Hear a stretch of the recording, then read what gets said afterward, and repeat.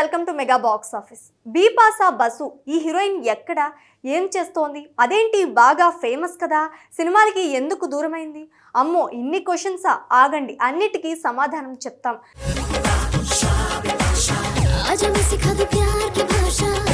2001లో తెరపైకి అడుగుపెట్టిన ఈ భామ తన గ్లామర్తో బాలీవుడ్లో ప్రత్యేకమైన గుర్తింపు సంపాదించుకుంది.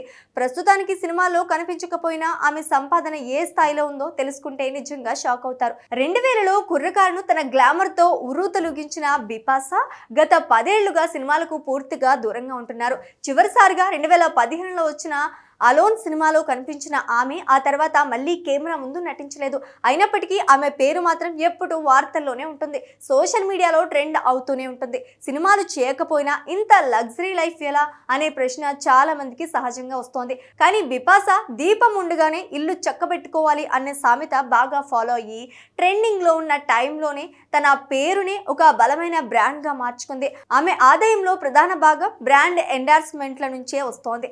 ఒక్కో కమర్షియల్ యాడ్కి సుమారు 2 కోట్ల వరకు ఛార్జ్ చేస్తారనే సమాచారం ఉంది.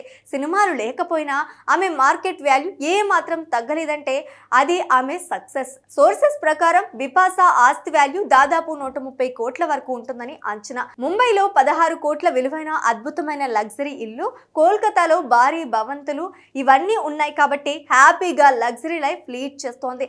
ఇన్వెస్ట్మెంట్లతో పాటు సోషల్ మీడియా పోస్టులు, రియాలిటీ షోలలో గెస్ట్ అపీరియన్స్లు, ప్రైవేట్ ఈవెంట్లు, పాడ్కాస్ట్ల ద్వారా ఆమె నెలకు లక్షల్లో ఆదాయం పొందుతున్నారు. ఇక ఆమె కార్స్ కలెక్షన్స్ చూస్తే మతిపోవాల్సిందే. Audi Q7, Porsche Cayenne, Toyota Fortuner, Volkswagen Beetle వంటి ఖరీదైన లగ్జరీ కార్లు ఆమె గ్యారేజ్లో ఉన్నాయి. ఇక బిపాసా వ్యక్తిగత జీవితానికి వస్తే ప్రస్తుతం తన భర్త కరణ్ సింగ్ గ్రోవర్ ఇంకా కుమార్తె దేవితో కలిసి సంతోషమైన జీవితాన్ని గడుపుతున్నారు.